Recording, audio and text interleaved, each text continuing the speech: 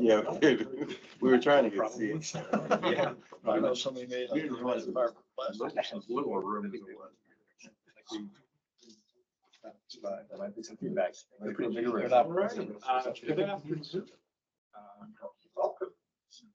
And thank you for joining us today for the OSD Historical Office's Speaker Series. My name is Joseph Marina, and I'm the Senior Historian for Leadership Support. So just a couple of quick reminders. Video from this event is being recorded and it will be made available to the public. So if you could please put away your badges.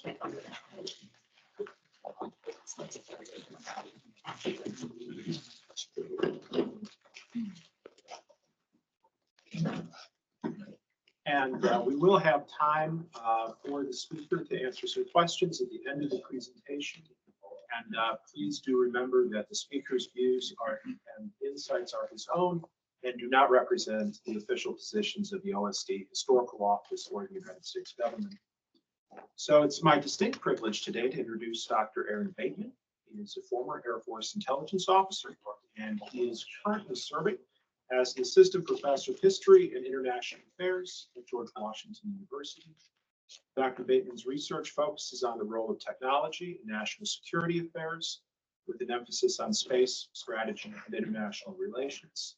He has published extensively in key journals in diplomatic history and intelligence studies, including in Foreign Affairs, the Journal of Strategic Studies, Diplomacy and Statecraft, Intelligence and National Security, and the Journal of Slavic Military Studies. Dr. Bateman earned his PhD in the history of science at Johns Hopkins University in 2022. For his dissertation in 2023, he received a History Manuscript Award from the American Institute for Aeronautics and Astronautics. He also served as a Guggenheim Predoctoral Fellow at the Smithsonian's National Air and Space Museum. He is fluent in Russian, having studied extensively Russian language programs in both the United States and Russia. Today's talk is based on his first book, Weapons in Space, Technology, Politics, and the Rise and Fall of the Strategic Defense Initiative, published in June of this year. Using recently declassified documents, this work examined President Ronald Reagan's SDI program amid the decline of detente and the escalating U.S.-Soviet military space rivalry during the late Cold War. So it takes a look at SDI's historical legacy. Please give Dr. Bateman a very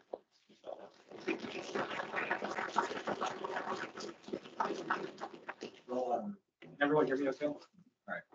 Well, thank you for the invite to be here. I apologize in advance. I'm getting over a sinus infection. My voice is a little raspy. Before anyone goes and runs to their SSO, everything here is based on officially declassified material. And I do want to thank some of the folks from the Office of Pre-Publication Security Review who only took about 6 months to review the book manuscript, which I understand is actually fairly quick. So today, I'm not really going to talk about the book specifically, but what I am going to discuss, there's a lot more detail in the book. What I really want to cover is the long genealogy of space as a warfighting domain. And it's a common refrain that it's only recently that space has become a contested domain. And while it is only recently that the US government has called it a warfighting domain, it's actually in the late Cold War that we find a much more militarily competitive view of space emerging. And really what I want to talk about today is both the technological and political factors that lead to this shift in the late Cold War, and also offer some comments and reflections on how the situation during the Cold War is both similar and different today. And one of the key points that I want you to walk away with is, while I do think there's important lessons from the Cold War, it's not really advisable to use the Cold War space age as a model for thinking about the space security dilemmas. So I'm sure many of you know, space was militarized from the beginning of the space age in 1957, when Sputnik was launched. But I think what's not quite as well known is that there were really 3 American space programs that are established in the early 1960s. So there's the public space program, the civil space program that NASA is the face of. You have the military space program, which includes what was known at the time as white space, so overt satellite communications, navigation program, et cetera. And then until 1992, there was a covert space program when the National Reconnaissance Office was still in the black. So the National Reconnaissance Office was established in September 1961 to really oversee all of the nation's satellite reconnaissance programs, covert satellite reconnaissance programs. So why this is important is if you look back in the late 1950s and early 1960s, the US Air Force in particular was pushing what some might have called some fairly aggressive space programs, pushing for offensive space capabilities. And the Eisenhower administration established this priority of creating an international political framework to ensure that satellite reconnaissance could take place unimpeded. And as a consequence of that, really wanted to restrain some of these more aggressive Air Force counter space programs. And so really in the early 1960s, a precedent is established that US space policy was going to prioritize reconnaissance from space, deploying sensors in space to support a wide variety of national security activity, but be really restrained in the development and deployment of counter space systems to attack adversary space systems. And really, as I said, the NRO is a key driving factor in all of this. So the US is working to create this international political framework to legitimize satellite reconnaissance, but there's some disconcerting signals, so to speak, coming from the Soviet Union. In the early 1960s, there was concern that the Soviet Union was going to deploy nuclear weapons in space, fractional orbital bombardment system. And so as a consequence of this, President John F. Kennedy turns to his advisors and says, well, what can we do about this? What are our options? So his advisors and the Secretary of Defense at the time, Robert McNamara in particular, advises the president that the best thing to do is to have some kind of limited space defense to be able to attack these fractional orbital bombardment systems if they're ever used against the United States. And this would really consist of nuclear anti-satellite weapons. We have to remember the sensor technologies for hit-to-kill capabilities didn't exist at this time. So if FOBs are incoming, the US would in effect fire up a missile with a nuclear warhead on it and detonate Soviet nuclear warheads before they impact. So not exactly highly accurate or highly sophisticated technologies. But what's important for our purposes is from the standpoint of the Kennedy administration, this did not in any way, shape, or form undermine the restraint that was established by the Eisenhower administration. This was really seen as just a limited hedge if the Soviets did indeed deploy orbital weapons. And so the priority is still on conducting reconnaissance more or less peacefully in space without any kind of concern about interference for the Soviet Union. Then in the late 1960s, there's more disconcerting news from the US intelligence community. By 1969, it's clear that the Soviets are developing and testing a co-orbital anti-satellite weapons capability designed to be fired off into space, orbit close to US satellites in low Earth orbit, and to be able to destroy it if called upon to do so. And so the question for the United States is, well, what are we going to do in this situation? Are we going to respond in kind? We have to remember this is taking place within the context of the early days of the strategic arms limitation talks. So both President Johnson and President Nixon would oversee this process. And when President Nixon comes into office, he makes a decision that we're going to put any kind of ASAT programs, anti-satellite weapons programs, on ice and just wait and see how these arms control negotiations go. Ultimately, the Soviets stopped testing their co-orbital anti-satellite weapons program. In the context of the SALT treaties, there's a provision in the treaties that neither parties will interfere with the other's national technical means of verification, which included reconnaissance satellites. And so US government officials look at this situation and say the Soviets are in effect tacitly recognizing legitimacy of satellite reconnaissance. Yes, they have an anti-satellite weapons capability. They're unlikely to use it outside of a wartime situation, so we are not going to develop anti-satellite weapons. It's also important to note that by this time, not only is the United States using space for reconnaissance, if we're just talking about the national security realm, but also communications for both conventional and nuclear forces.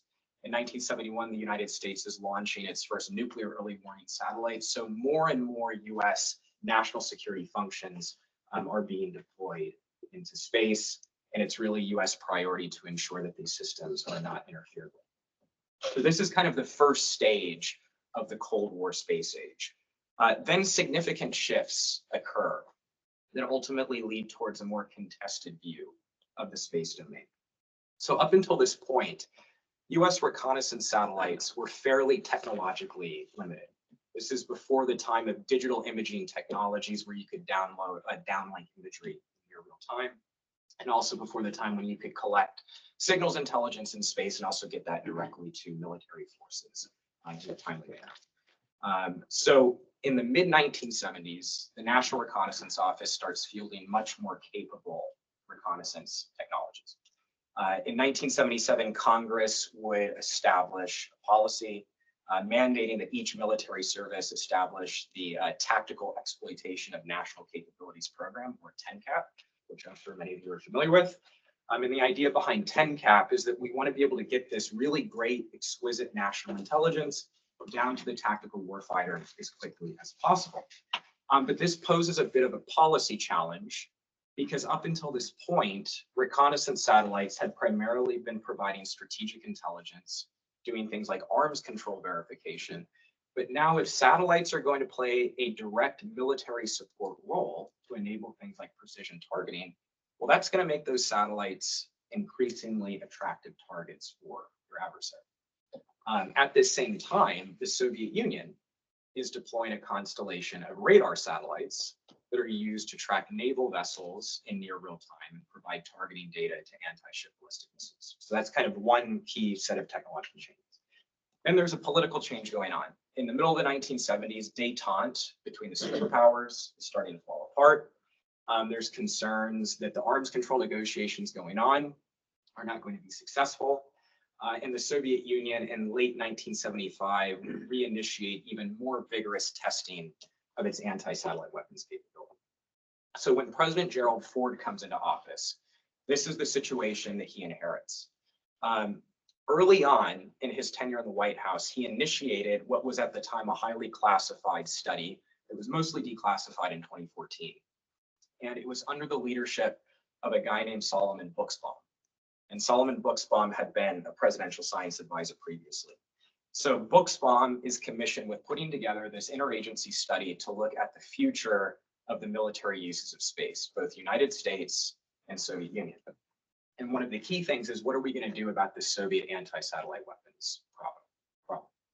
So what Buxbaum highlights in his report to the president's national security advisor, Brent Scowcroft, was that satellites are increasingly playing an important military support role. And he said, looking forward, these kinds of reconnaissance systems are going to be vital for the United States in both conventional and nuclear conflict, for everything from precision conventional targeting to having more flexible nuclear targeting options. The report also says that because the Soviet Union is going in this direction as well, the United States needs the ability to be able to destroy Soviet space systems in wartime. So one of the things that President Ford does in his final 48 hours in the White House is he signs a national security directive telling the Department of Defense to initiate a new anti-satellite weapons program. And so that's part one. Part two is to initiate an electronic warfare capability to be able to negate Soviet space systems at lower level of crisis.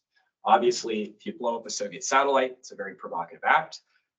But the Department of Defense was ordered to look at other options for interfering with Soviet space systems below that threshold of full-blown conflict. It's important to emphasize, though, that the report stated that a US anti-satellite weapon would not have deterrent potential. Why? Because the United States was far more dependent on space systems than the Soviet Union. So the US initiated this anti-satellite weapons program to be able to negate Soviet space systems in wartime, not to be able to deter them from using their own anti-satellite weapons in a wartime situation. So when President Jimmy Carter comes into office, he's inherited this anti-satellite weapons program. But politically, Carter wants to reinvigorate the arms control dialogue with the Soviet Union, pushing for a new strategic arms limitation treaty. And as a part of this treaty, Carter wants to have comprehensive constraints on anti-satellite weapons. So the US and the Soviet Union go through multiple rounds of negotiations on anti-satellite weapons, and a couple problems emerge, and these are problems that are still faced today among the US, Russia, and China in talking about space security. One, the US and the Soviet Union could not even agree on a definition of what is a space weapon. And two, there was the problem of dual use technologies. The Soviets said the American space shuttle could be used in a counter space role. You could deploy weapons out of the payload bay, for example. And the US said, we'll just press on. And the US said, well, we don't intend to use the space shuttle in that kind of a capacity. Soviets said, we don't care. You want to have an ASAT arms control agreement, you need to have some kind of limits placed on the shuttle. US says, we're not going to do that. So ultimately, the only progress that the two parties could agree to was that there would be a testing moratorium, but no actual constraints on the technologies themselves. And then the Soviet Union invaded Afghanistan in 1979, and that pushed the arms control dialogue to the side. But the other thing that's important to know is even though Carter wanted to have constraints on kinetic anti-satellite weapons, he did want to maintain non-kinetic capabilities to be able to interfere with Soviet space systems, and R&D for both kinetic anti-satellite weapons continued. So when we get into the 1980s, when Ronald Reagan comes into office, Reagan is really the biggest space enthusiast to have occupied the Oval Office, much more so than John F. Kennedy. New York Times actually described him in 1983 as the biggest space enthusiast to the president. And Reagan has this very interesting view of the role of space in American power across the board. So in July of 1982, Reagan went to Edwards Air Force Base, and he made a speech right after a shuttle completed one of its maiden voyages. And he talked about the importance of space and American leadership on the world stage. And he wasn't just talking about civil space, he was also talking about military power.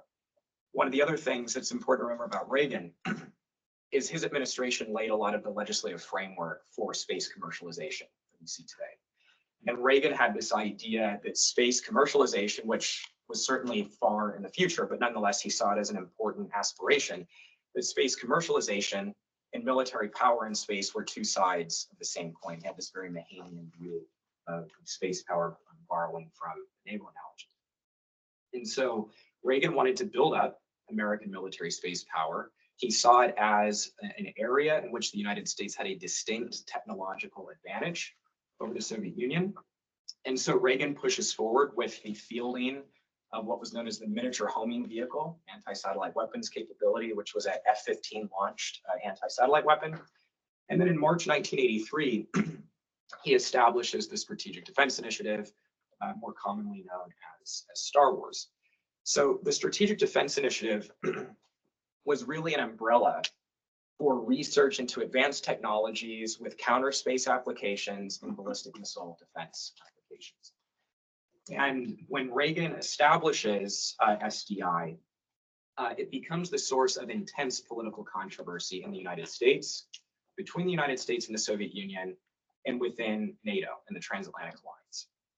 And one of the serious concerns is that the United States is now talking about potentially deploying hundreds of weapons in space to be able to destroy ballistic missiles in their boost phase of flight.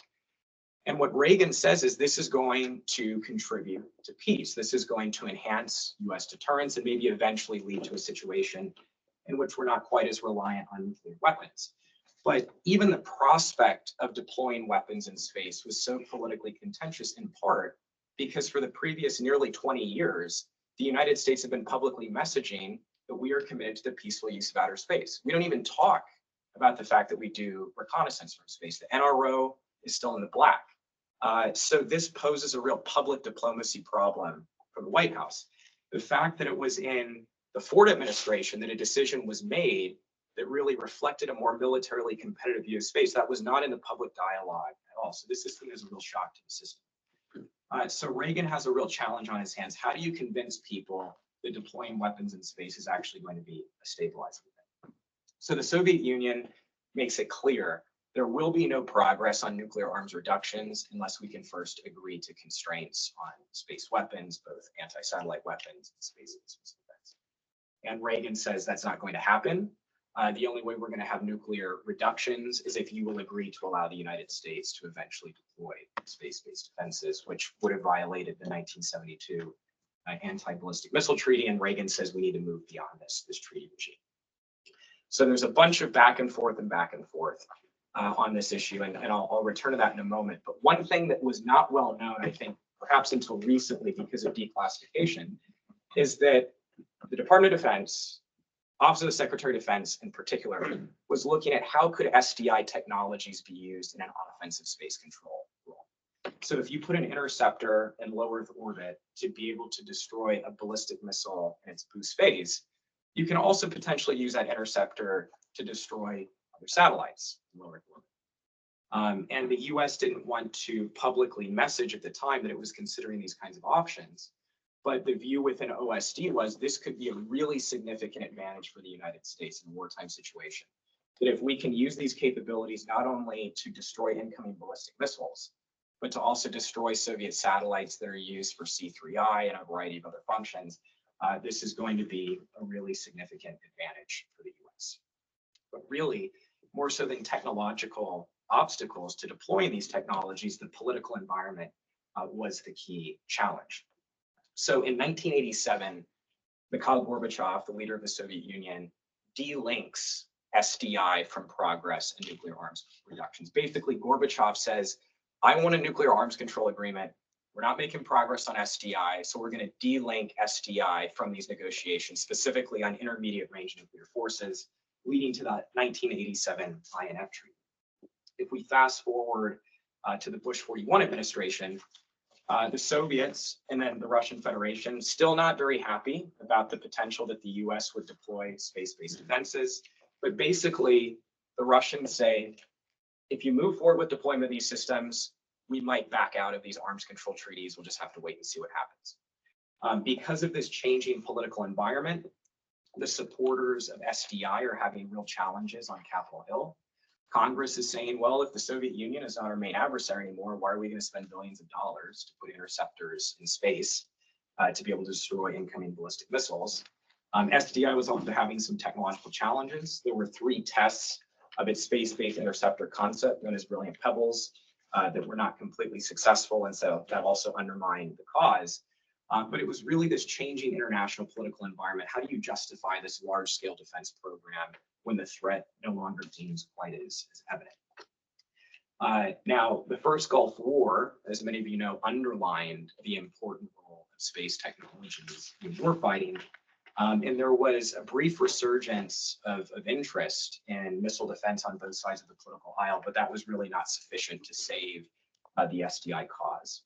So when President Bill Clinton comes into office, what he does is he reorients US missile defense to just focusing on land-based interceptors and cuts the space-based layer, cuts Brilliant Pebbles. And I really want to emphasize there's a significant debate about SDI, about whether it was technologically feasible. And what I would say to you all is that it was never deployed, so I can't say for certain. What I think is certainly arguable is that the United States could have deployed Brilliant Pebbles. How effective it would have been is up for debate. But it really wasn't the technological challenges. It was the political priorities and the so-called peace dividend that had reoriented US defense objectives. So as a consequence of this, the Strategic Defense Initiative Organization that managed SDI is renamed the Ballistic Missile Defense Organization, BIMDO, and then becomes the Missile Defense Agency. So this is how we get MDA and ultimately the ground-based interceptor concept that we have fielded today, which is focused on interceptors on the ground, sensors in space to be able to track and target missile threats. So Cold War is now over with. And what I want to do now before hearing what questions and comments you all have is to just offer some thoughts for what's similar and what's different today. I would say the most significant difference in the space environment today is the democratization of access to space. And so what do I mean by that? There are far more government and non-government actors today in space. The other thing is that even though in the late Cold War, there were threats to US overhead systems, the threats were fairly limited. The Soviets never fielded a system, for example, that could reach US satellites in geostationary orbit, where a lot of US nuclear command and control systems were deployed at the time. So the threat was really confined to low Earth orbit. Well, today, the threat environment is far more complex, both from a non-kinetic and a kinetic standpoint. And it's no longer just one threat actor, but there are, of course, two threat actors, Russia and China, that the United States is very concerned about if we go off of the open source literature. So that's the threat environment. On the arms control front, there's a lot of discussion about, is arms control in space possible? And I would say it's possible, but unlikely in the current international political environment, because Russia and China, as you all know better than most people, recognize how important space capabilities are for the United States, because its security commitments are spread out across the globe. And so the US is at a geographic disadvantage when it's fighting far away, and space capabilities are important for global reach. So Russia and China really have no incentive to accept constraints. And on a more pragmatic and practical level, we still have these definitional problems. Russia and China have a very specific definition of what is a space weapon that does not comport with US national policy. So making any progress is going to be difficult. But it's not a totally bleak picture. I do think if we look back to the late Cold War, what we see are instances where progress was made when discussing limiting certain kinds of behaviors in space rather than trying to constrain technologies. There was discussion about confidence building measures and transparency measures between the US and the Soviet Union. Crisis communication concerning space, which is a possibility today with the US, Russia, and the US and China. So risk reduction is possible, but binding arms control treaties concerning space, I see as unlikely. And then finally, on the technological front, there is a distinct, a very clear connection between SDI and the current US space architecture that is being put forward by the Department of Defense. And so if we look at the proliferated space warfighting architecture that the Department of Defense is now working to field, a lot of those ideas and concepts grew out of SDI. And so if we look at Brilliant Pebbles, which just to remind you, this was the concept for the interceptors in low Earth orbit to destroy ballistic missiles. This was the first concept for a US proliferated constellation. Instead of having small numbers of satellites that would be juicy targets, as General Holt used to say, you would have far more satellites, far more targets, much harder for your adversary to destroy them. Also, the Space Development Agency was specifically modeled on the Strategic Defense Initiative Organization. Mike Griffin, who was the Undersecretary of Defense Research and Engineering in the last administration, had been a key figure in the Strategic Defense Initiative Organization. And he said explicitly that we wanted to model SDA on SDIO to have a go fast acquisition organization that was going to be able to field capabilities and circumvent a lot of the acquisition red tape within the DoD. So I'm going to leave it there, and then I look forward to any questions and comments at all.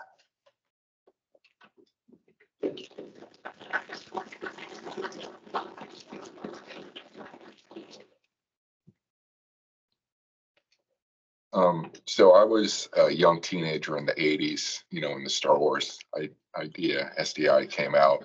And I recall at the time that even among people who supported Reagan fully, this idea of sort of the popular connection of Star Wars with the idea was just, it was just mocked. Like everywhere you looked, the idea, using Star Wars with it was just completely derogatory, especially with the original trilogy coming out. Everyone saw it as just a fantasy, like some crazy fantasy that Reagan had, which confused people because there was so much support, this one idea was just kind of put aside as like, what are they even thinking? And it also reminds me now, when the Space Force was stood up, we also saw in popular media some mocking of the space, jokes about the Space Force, but it was nothing like I recall in the 80s. It was just considered this crazy idea to just start shooting missiles into space. Yeah, and so Reagan recognized that there was this public diplomacy challenge. He hated the Star Wars moniker, by the way. He did not see that as complimentary. And the name came from after he made his March '83 speech leading to the establishment. It was Senator Ted Kennedy who said, this is Star Wars technology, and the name stuck. And Reagan never appreciated that comment. But if you go to the Reagan Presidential Library, there's a set of declassified documents on how the White House was going to handle this public diplomacy challenge. And basically, the president's advisor said, we need one sheet of music that we can all sing from when we talk about SDI, the public, and specifically the space components of it. And And so the technological feasibility was certainly one issue, but actually one of the things that was quite interesting is there was a direct recognition and direct statement from the Secretary of Defense that we need to divorce SDI from space because there's so much discomfort with the very idea of deploying weapons in space. So talk about SDI's role in destroying incoming ballistic missiles. Don't talk about basing mode, for example. Don't talk about offensive applications of these technologies because there was so much heartburn over the very prospect of putting weapons in space. But I agree with you too. I think that there's some distinct parallels with the rollout of the Space Force. There was certainly some public diplomacy challenges on that one. And you touched a lot on why some of the political challenges to getting weapons in space.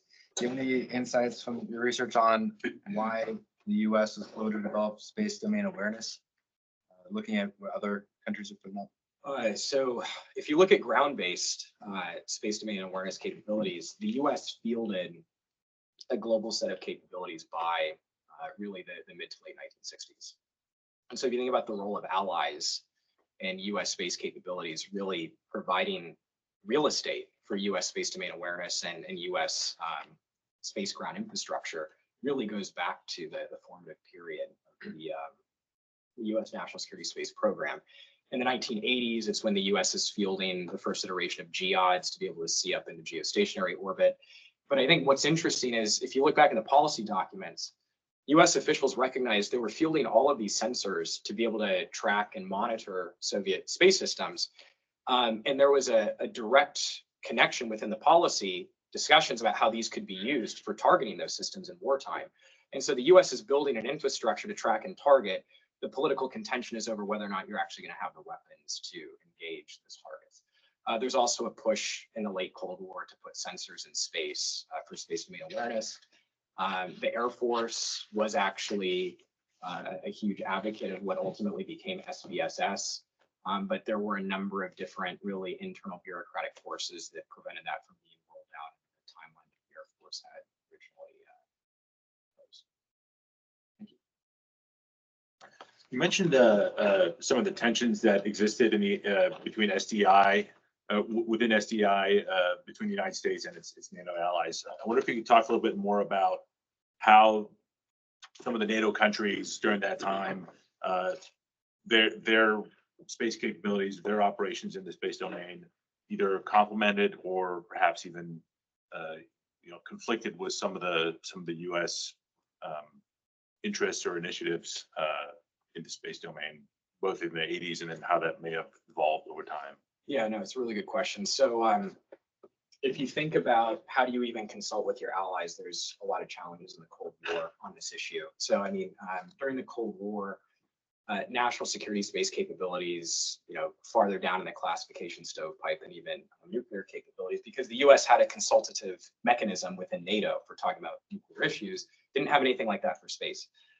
The only NATO partners who really had some substantive insight into U.S. at least reconnaissance systems in space were the Five Eye members of NATO. So other than the U.S., just Canada and the U.K.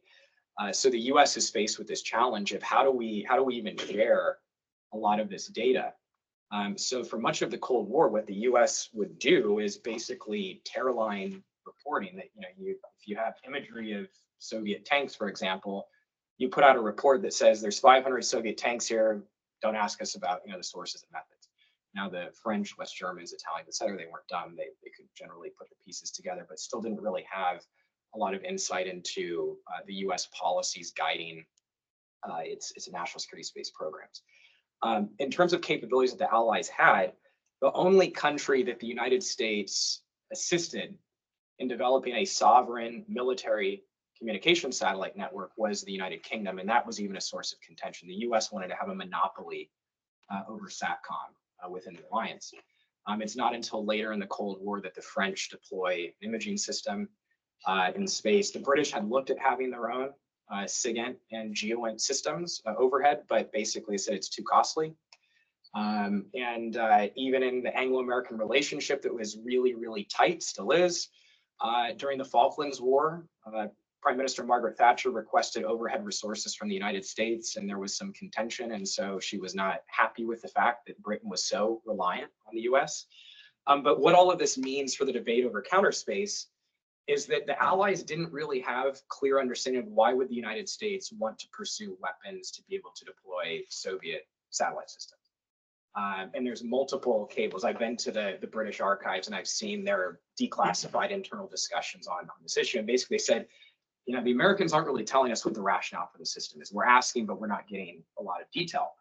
The French and many folks in the British government said, well, NATO is really dependent on American space systems. Why would the United States want to potentially precipitate an arms race in space that could undermine these systems? So the US is really having a challenge getting the allies on board. And so even though the allies don't actually bring a lot of capability in orbit, they do recognize that American space systems really undergird the security of the entire alliance. And so they realize that they have a vested interest in what's taking place. But they also recognize that they have a really limited ability to influence US policy or to even know what's going on. Could you discuss briefly how the hypersonics we're seeing now and that we're going to see impact the investments the various nations have made in space already? Do they lower the return on investment or the value? Well, I think the main thing with the hypersonic threat is there's been a recognition that with adversaries fielding really highly maneuverable systems, that you need to have a more sophisticated missile warning and tracking architecture, which is now what's being fielded. I think there's generally consensus historically today and historically in the US that we should have sensors for missile warning and tracking. But I remember asking someone in USD R&E in the last administration, I said, so you're going to field the sensor layer. Well, how are you going to actually defeat the threat? And that's where you run into the political contention. We can agree that we want to track the threat. We can't agree politically on how are you going to go after those threats, especially right at launch. And so I think that's really the key issue that I see. Does that answer the question that you were getting after? So I think that you certainly see bipartisan support for the new missile warning and tracking architecture, but what kinds of solutions are going to be put forward to actually intercept those threats, I think is subject to contentious debate. To what extent, if any, did SDI motivate the Soviets to allocate or reallocate resources in a way that may not have done? Yeah, so really great question. If you look in the Soviet archives, which limited accessibility, you know, I'm not going to go to Moscow and bang on the door of the Russian Ministry of Defense and say, hey, can I see these documents from the 1980s? I think that would probably be a one-way trip to Russia. But what I did find is the Soviets left behind some really good documents in Lithuania. I was able to get access to those documents. And so what we find up through 1990 is there was very significant concern in the Soviet Ministry of Defense about how would deployment of space-based interceptors affect the credibility of the Soviet nuclear deterrent. The Soviets had decided that they were not going to field their own SDI. And Gorbachev even told Reagan directly, if you deploy space-based interceptors, we're going to deploy what he called asymmetric countermeasures. And one of those things was more sophisticated counter space systems to be able to shoot down and interfere with. When you look in the Soviet archival record, you actually see some systems being discussed that, according to open source, the Russians are now fielding today. So a couple of years ago, Putin unveiled a laser system called Peresviet, for example. And you see the Soviets talking about something similar in the 1980s. You see discussion about electronic warfare capabilities to interfere with US systems. So I think that really the reality is that the Cold War ends and the Russians put a pause on many of these counter space programs, largely for financial reasons. And then in the 21st century, you see a reinvigoration of Russian counter space capabilities, some of which were envisioned to be a response to SDI. If you look in the Russian open source defense literature on American military space programs, SDI is the most discussed program all the way up to the present time. And so I would say there are elements within the Russian defense establishment who are very concerned that the US could move back to a concept for deploying these kinds of capabilities for missile defense or offensive. What, in your view, caused Gorbachev to delink SDI from arms control? From SDI and the arms control negotiation. So he basically what he said is, he said to Reagan, we're going to have a separate discussion on nuclear weapons. We don't need to make progress on SDI to get to an INF treaty specifically. So why did Gorbachev make that decision? The record of the discussion leading up to that is actually available, where Gorbachev is having the conversation with his advisors. So there's two reasons I would point out. One, Gorbachev needs to implement significant economic reform in the Soviet Union, and to do that, he needs to restrain spending on defense. And so having nuclear arms reductions is key. So there's the economic imperative. The second is, and this is more my hypothesis, there's evidence for this, but not enough to state definitively. Some of his senior advisors, including a guy named Yevgeny Velenkov, who was a defense scientist who had actually been involved in Soviet missile defense research, basically said to Gorbachev, look, if the Americans deploy these kinds of capabilities, we don't know how effective it's going to be, but we can implement these asymmetric countermeasures. So Gorbachev has the economic imperative, and then his advisors are saying to him, in effect, if the Americans do this, we do have a response outside of developing our own SDI equipment. So on his question, I do recall some stuff being written about the Pershing II missile having an impact on that conversation. Well, the Pershing IIs was, the deployment of Pershing IIs is why the Soviets walked out of the negotiations originally. And so the negotiations so there was the whole dual track decision that had been implemented, that we're going to deploy intermediate nuclear forces while putting pressure on the Soviets to constrain intermediate nuclear forces. And then in 1987, Gorbachev actually says we can get to what had originally been called the zero option, which is total elimination of INF capabilities. But that wasn't really due to pressure from SDI. They're happening concurrently, but they're two separate channels. You mentioned that Reagan laid the groundwork for what we see now as a commercial space industrial base. Wonder if you could talk to sort of the early stages of the space industrial base, and then how Reagan's policies have impacted, positively and negatively, what we see today. Yeah, so, and really this even predates Reagan. There was a group that a historian, Andrew Butcherka, calls the conservative space movement. They didn't really call themselves that, but Newt Gingrich was kind of a leader in this. And some of these folks had influence over Reagan's space policy. And the idea was that there was this great commercial potential in space. And Reagan really was fascinated by that idea. So, I mean, this is really basic stuff at the time. One of the things that was looked at was commercializing Landsat, which was an open US government remote sensing program. The problem was the White House discovered there's really no market for it. But what needed to be done was to put a legislative framework in place that would enable commercialization. So that's kind of part one. The other aspect of it was there were officials involved in SDIO who took some of the concepts like small satellites, having large numbers of imaging systems in orbit, and they took those ideas to the commercial market. So one of the guys who was involved in Maxar in the early days actually had been involved with SDIO. So there's also a technological connection between SDIO and what we see today in the commercial space market. But from Reagan's standpoint, it was really just laying the legislative foundation.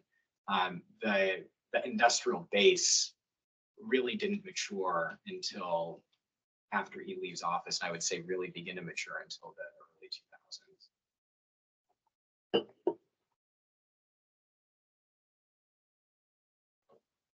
So you were talking kind of about Russia's counter space capabilities and the asymmetrical kind of development or the pause, and then kind of came back in the early 21st century.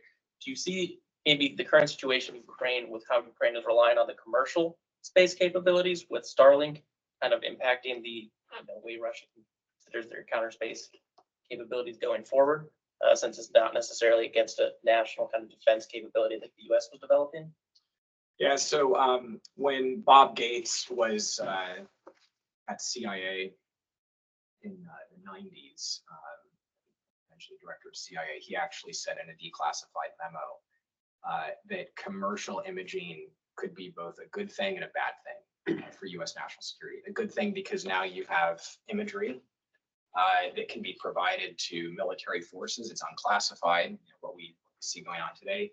Bad thing is that this kind of imagery could also fall into the hands of your adversaries, and it's harder to obfuscate certain kinds of things. And so the dual nature of this kind of technology has long been recognized.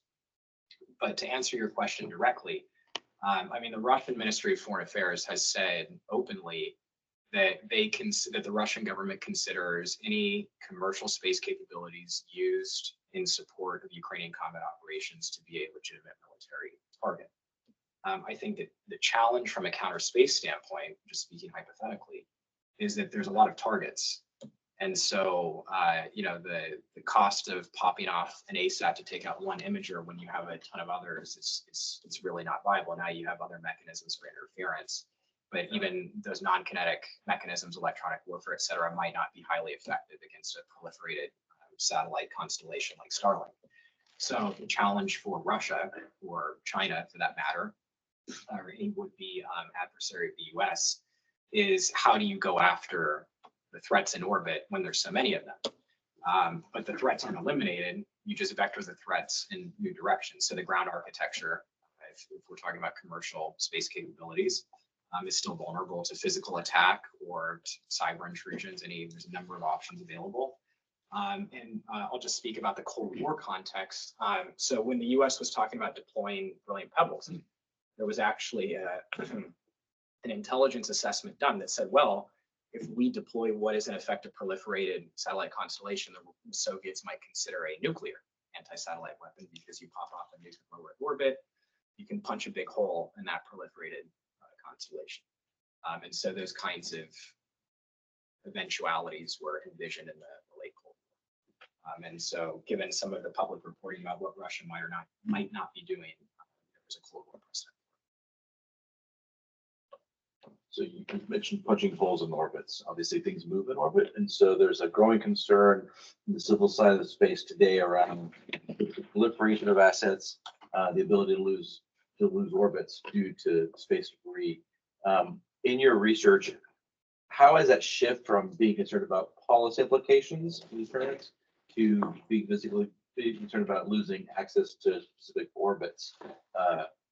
Is this a new conversation, or is this an ongoing conversation? Debris first comes up in I would say a semi-significant way, and I underline semi-significant, in the 1980s. There was actually been some talk about debris from ASAT testing. So the Soviets did 20 debris-producing ASAT tests during the Cold War. The United States only did one destructive test of its air-launched ASAT in September of 1985, and then Congress imposed a moratorium on testing. But if you look at that test and the way it was modeled ahead of time, there was discussion about how can we reduce impact of debris. There wasn't really significant concern about debris impacting US or other space operations at the time, but debris was being discussed. But what I would say in the contemporary context, not talking about US policy, because I'm sure there's some people in this room who have far greater insight into that than I do. But where Russia and China are concerned, I don't see any evidence that debris generation would have any kind of deterrent effect whatsoever. And when you're talking about military timelines, the debris is not necessarily going to impact, truncated military timelines. So I think that in the public debate on these issues, I frequently hear people say, oh, well, the debris issue is going to have a braking effect. And if we're talking about Russia or China, it's really good.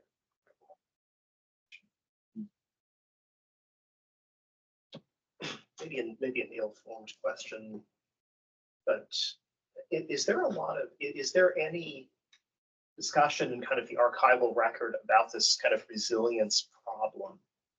Because you mentioned a couple of places, right, that it's been long acknowledged that, right, we have juicy targets, and there's kind of an asymmetry of interest, right, that we rely on space more than others for a variety of reasons. Yeah. Has there been, right, I mean, even, right, proliferation is a solution, but in some ways incomplete, as being discussed right now. Has there been a more comprehensive consideration somewhere of, right, how you continue to deliver the kinds of services that we depend on space, arguably more and more for, in a more reliable way, in a more resilient way, graceful degradation, these kinds of things? So it's a fantastic question. And I'll answer it first by giving a very brief anecdote. So when I was an Air Force intelligence officer, I was attached to the, the National Reconnaissance Office for a time and involved in some of the resiliency efforts, which can't really talk about. But the NRO doesn't say too much publicly about it. But what amazed me when I went to graduate school and started looking in the archival record is the conversations that were going on in the NRO about resiliency in 2015, 2016, 2017, et cetera, were almost identical to the conversations about resiliency in the NRO and even in the White House in the 1970s. And when Gerald Ford signed that national security directive to create a US counter space program, he also signed what was at the time a classified directive to increase the resiliency of overhead systems, both reconnaissance and NC3. And there was significant concern in the 1980s about the threat to US NC3 in addition to the threat to the overhead architecture. So the problem was that from the beginning of the US national security space programs, both the military side and reconnaissance, the US made a very conscious decision. We are going to acquire highly sophisticated systems that are few in number. The Soviets had a different acquisition model. The Soviet model was we're going to have more systems that are less sophisticated. So General Hyten is famous for making the statement that these satellites are juicy targets. But it was actually a guy named Amram Katz, who was at the RAND Corporation in the 1970s, who wrote at the time, classified memo saying, we have these juicy targets in space because there's not very many of them. The Soviets understand this and they're going to shoot them down in a wartime situation. So the US recognized that it had this problem, but the question was, well, what are we going to do about it?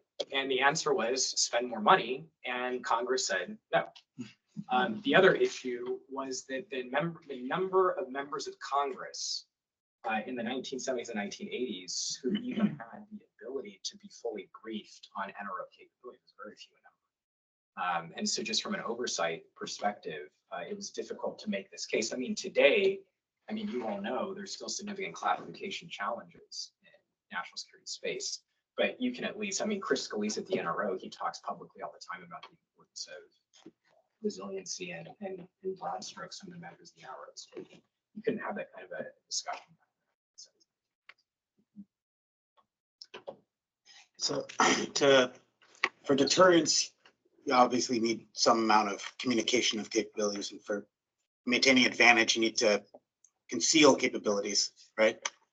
And intentions. How did that balancing act take place in Reagan's or prior administrations? So one of the only instances I can see where there was something akin to, I think, what we would today call a reveal campaign was initially the US nuclear early warning satellites were treated like a special access program. And then a decision was made in the Nixon administration to reveal that the US was putting up space-based early warning.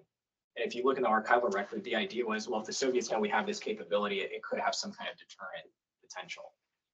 But I think in general, the idea was we're going to obfuscate where we're vulnerable, and the overhead architecture is vulnerable, so we're just not going to talk about it.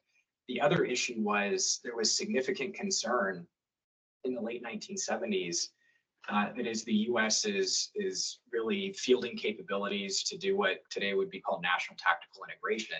And if the Soviets understood that, that was going to make these systems even greater targets. So the US government went out of its way to not publicly message about this at all. So when 10CAP was created, the existence of it was not classified, but there was no discussion about what national tactical integration meant in substance because of this significant fear that if the Soviets understood the connections for what was going on, it would only precipitate development of even more sophisticated capabilities to interfere. So I would say very few instances of revelation and much greater emphasis on concealing.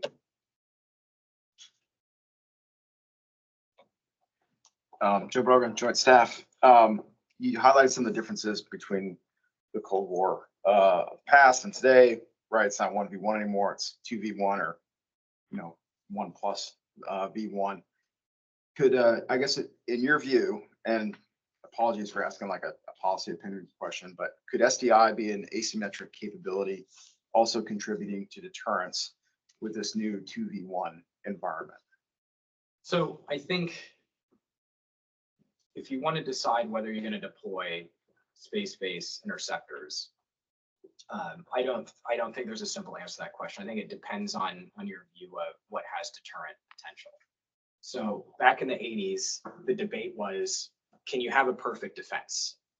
Everyone in this room knows there is no such thing as a perfect system. Anyone who's dealt with military hardware, it all fails at some point. No matter how great the system is, no matter how many times you identify risks and come up with strategies, I mean, it's going to fail. But if you look at what the Joint Staff levied for the requirements, it was very recently declassified.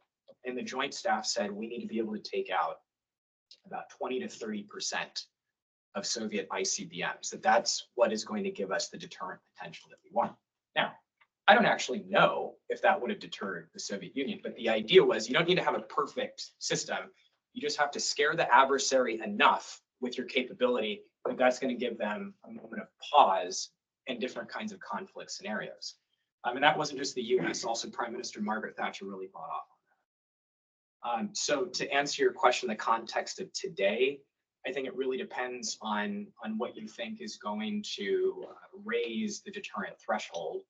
And if you think that deploying space-based interceptors are going to increase the cost for the adversary, especially early on in onset of the conflict, and that therefore they're going to be more restrained, then you might think it's a good thing.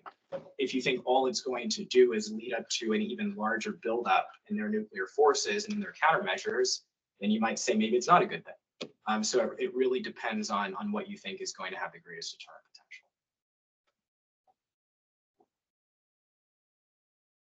potential. Based on your research, a few years ago when Russia tested its ASAT again, based on what you read, was that a large upgrade in technological capabilities, or is it they're just kind of reusing capabilities they already had? It's a little difficult to say. I think from the open source, there's not really a lot of detail about the specifics of that capability.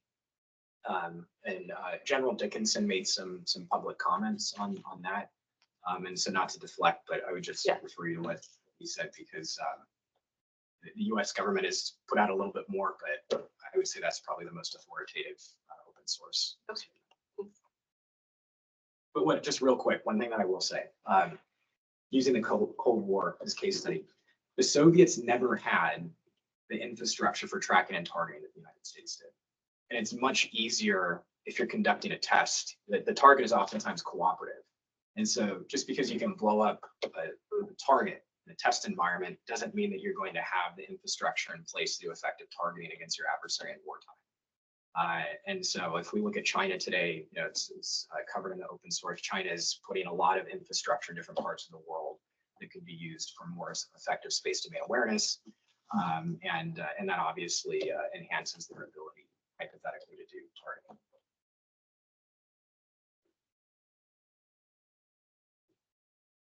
It was in the early 60s. We actually detonated a nuclear weapon in space above Hawaii or near Hawaii. Yeah. Was that at all tied to countering Russian? Any evidence of that? So what that did is it taught the United States what happens when you propagate radiation. So Starfish Prime actually destroyed about 25% of all satellites in orbit at the time, and the US said, oh, maybe this isn't a good idea. Actually destroyed a British satellite and said, well, let's just not tell our British counterparts. And they figured out that the thing had gone kaput. And then they said, what's going on in the US? And it was just, don't worry about it. But yeah, so Starfish Prime, the idea was want to see what happens when you do high altitude nuclear detonation. The US actually did multiple high altitude nuclear detonations until you get the limited test ban treaty that prohibits that kind of activity. And one of the things the US wanted to determine is when you set off a nuke, what happens to the ionosphere and see what the effects are going to be on communications in particular, and discover the blackout effect and whatnot. But it was Starfish Prime that showed it's not a good thing for satellites to be propagated. All right, we have time for one more question. So there's another voice I'm interested in here, and that's of the scientific community. This gentleman's comment here about the 1980s, I remember that too. Star Wars in the public debate, what did spill out over into and perhaps you talk about this in your book, I don't know. But I'm just curious about it. There's a lot of controversy that comes out of the scientific community over this. I mean, you have eminent scientists like Edward Teller, who's a strong proponent for Star Wars. But then you have members of the President's Science Advisory Committee who walk away. John Bardeen, the eminent two-time Nobel Prize winner, resigns in protest. So how does that complicate this story about getting on the same page on policy? Because the scientific community is really, and are the Russians watching? I mean, how discussion about what So I think, response is going to be? yeah, the quick answer to that question is that a lot of the arguments that were made, I don't really see as scientific arguments. It was really systems engineering challenges, which is how you integrate all of these components together. I mean, is it physically possible to use a kinetic interceptor to destroy a ballistic missile? Yes. Can you integrate all of the components together and have adequate command and control? That's, I would say, a systems engineering issue. And so I think a lot of the debates that were couched in scientific terms, I think what was overlooked is a lot of these are engineering challenges, not necessarily scientific ones. I think the other thing was a lot of the arguments made by prominent scientists at the time was that this is just going to be a really bad thing from a stability standpoint. There was certainly debate about the feasibility of more futuristic systems like, but I think part of the challenge was it wasn't really until the late 1980s that the US had adopted a first phase system based on kinetic interceptors, not these kind of more futuristic concepts. So I think that the public debate really went into a lot of different areas that weren't necessarily directly related to the system that the US had intended to field in the 1990s. So does that make this question about the role of the scientific community then in your head, in your mind, not particularly significant? I think that Reagan was concerned that scientists making these arguments were going to undermine the credibility of it. I mean, that certainly came up in discussions, but I think a lot of the arguments that were made were not really fundamentally scientific arguments, if that makes sense. Well, thank you very much again. We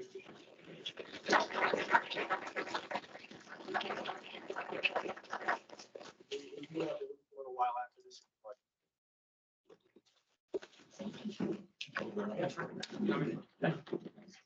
Thank you.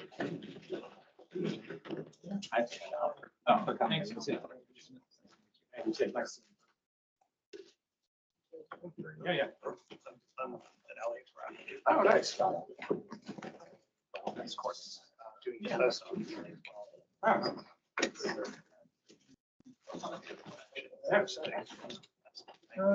Good to you.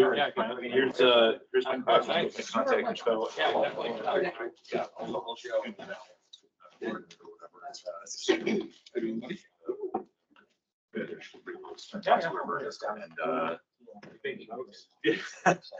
But yeah, I'd love to sit down and pick your brain and get some thoughts on. Yeah. How are you doing? Yeah. All right, thanks. Great talk. I have a Russian friend who was an engineer in the 80s. So I'm not sure if your historical research, I'm not sure what your research encompasses. Yeah, I mean, I've moved a bit. This particular issue, but, Tell me your name again. Joe.